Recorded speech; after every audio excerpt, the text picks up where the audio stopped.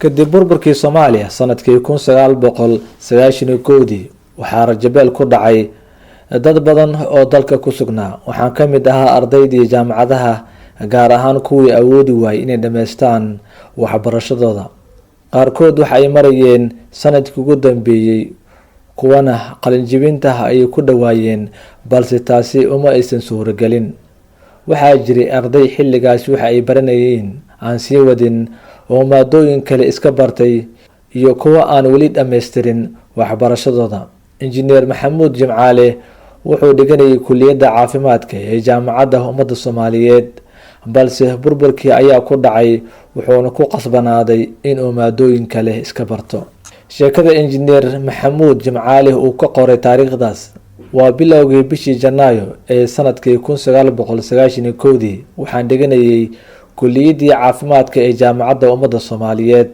waxaa ii dhammaaday semesterkii koowaad iyo 1 sano oo diyaaris ah. waxaan ku riyoonayay in 5 sano kadib aan noqdo dhakhtar guuleystay, balse taasi ma noqon riyo rumowday.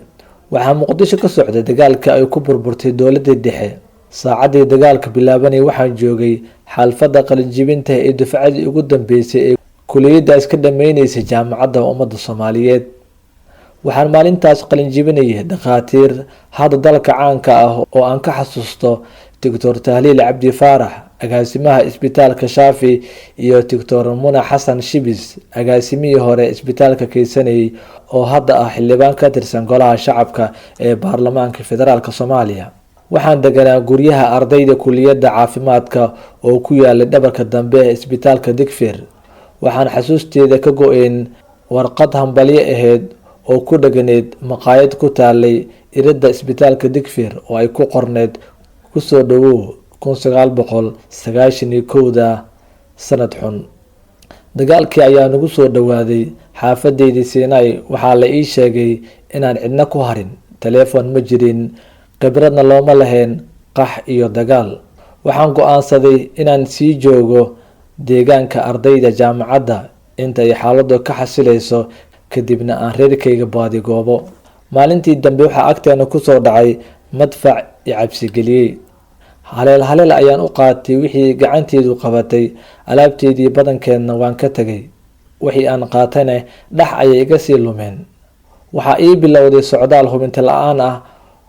waxaan u tallaabay xaafadda Madiina oo markaas ay xaaladeedu ahayd mid degan.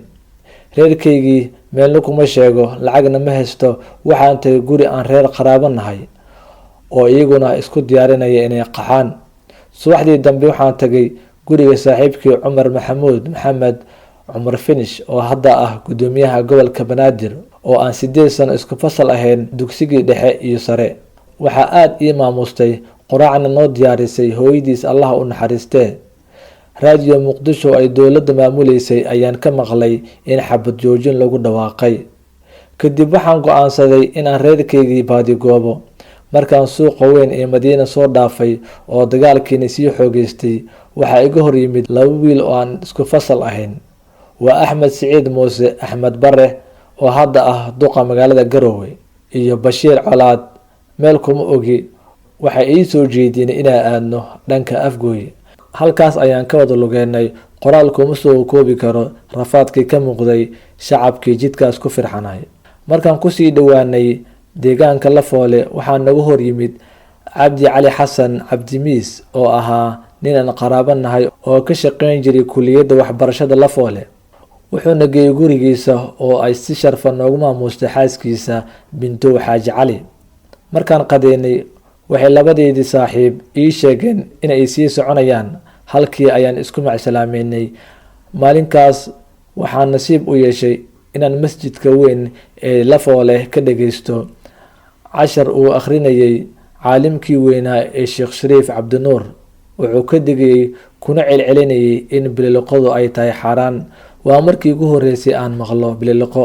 waxaa aad ii murjiyay in aan ka warheynin reerkaygii. maalmo kadib waxaan is aragnay saaxiibkii injineer Cismaan Macalin Xasan oo ii sheegay in reerkayga ay nabad qabaan una qaxeen degmada Kaaraan. waxaan ku tashanay inaan Afgooy tagno, kadibna aan lug ku aadno degmada Balcad si aan Muqdisho dhinaca kale ugu soo galno. sahayna ma aan sidan. Markaan saacado badan lugeynay ayaan la dhaqaaqi weynay daal iyo haraad, cagihiina biyina galeen. Waxaan maalinkaas cabnay biyo calow ah oo ay lo-da cabaysay. Casirkii ayaan tagnay magaalada Basra oo u dhow degmada Balcad oo nagu soo dhaweeyay Cabdulle Tube oo beeraley ahaa. Subaxdii ayaan usoo lugeynay Balcad oo aan bas ka soo raacnay. Waxaan ishelnay reerkaygii.